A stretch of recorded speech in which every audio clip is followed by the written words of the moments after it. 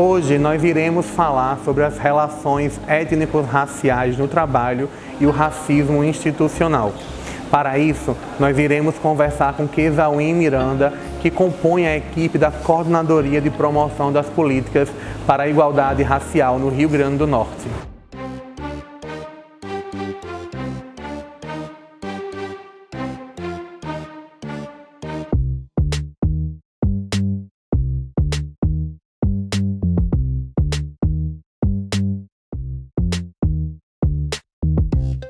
Escravidão ainda existe? Essa é uma questão ainda muito recorrente. É importante que a gente evidencie que após o projeto de abolição, a dinâmica da inferiorização das populações em detrimento da população branca, ela ainda continuou, ela ganhou uma nova dinâmica. Apesar do Estado brasileiro ainda ter colocado essa questão de democracia racial, de que todas as raças são iguais, a gente verifica um processo de desigualdade, de algumas populações em detrimento da população branca. Até respeita as crenças das pessoas, mas respeita a macumba. Bem, é importante que a gente tome cuidado com relação a alguns termos que podem reproduzir o racismo. A população de terreiro de matriz africana, bem como de matriz afro-ameríndia, eles de maneira recorrente sofrem esse tipo de violência nas instituições. É importante que a gente, enquanto profissional, enquanto gestores públicos, se atentem a isso, não somente para acolher ou para direcionar um serviço profissionalizado a essa população, como também para não ser reprodutores dessa violência e dessa intolerância religiosa. E nesse movimento, a gente também se encontra enquanto agente de combate ao racismo religioso e à intolerância religiosa. E esse cabelo Black Power, eu devo gostar? Esse é um dos grandes problemas que a população negra ela enfrenta quando entra no mercado de trabalho. É importante que a gente coloque que a estética negra ela tem que ser respeitada, e a partir do momento que eu questiono sobre esse padrão que geralmente é colocado como o padrão profissional é o branco, eu estou reproduzindo essa violência. É importante que essa população ela seja contemplada em todos os seus aspectos. Eu não sou menos profissional pelo fato de eu ter um Black Power. Dentre os diversos tipos de racismo, a gente tem o racismo institucional.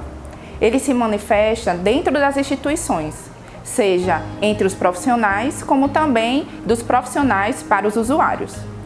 Ele pode também se configurar quando a instituição ela não tem uma representatividade entre pessoas brancas e pessoas negras, e também quando o usuário ele chega até as instituições e esse usuário ele não tem a sua especificidade atendida, até porque a gente tem que deixar bem claro de que o racismo institucional ele não está somente na ofensa, mas também no silenciamento do profissional ao não atender a sua demanda ou simplesmente não conhecer aquela demanda específica daquele usuário negro ou negra.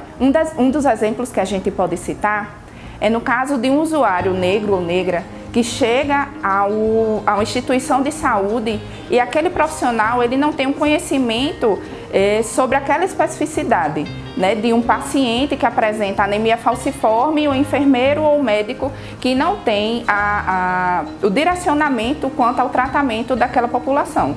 É comum que as instituições públicas acabem utilizando um sujeito universal para direcionar suas políticas públicas. E quando a gente vai avaliar o impacto daquela ação, a gente verifica que os impactos positivos foram sentidos muito mais pela população branca do que pela população negra, que configura o segmento mais vulnerabilizado da sociedade brasileira. E a gente percebe que há não somente uma resistência na gestão das grandes cúpulas de gestores, mas também do profissional, aquele que está na ponta, professores que não querem falar sobre a cultura afro-brasileira ou a questão da própria cultura indígena, e que isso seria importantíssimo para o combate e uma nova construção de consciência política na nova geração. É importante a gente salientar que as ações de combate ao racismo, elas são recentes, Há poucos anos que a gente realmente conseguiu reconhecer o racismo na sociedade brasileira, né? A partir de 1996, que o Estado brasileiro ele realmente chega à conclusão, né, que existe racismo no Brasil, e a partir desse momento, com a Marcha Zumbi dos Palmares a Brasília, a gente começa a avançar com relação ao combate à desigualdade racial e ao racismo do Brasil.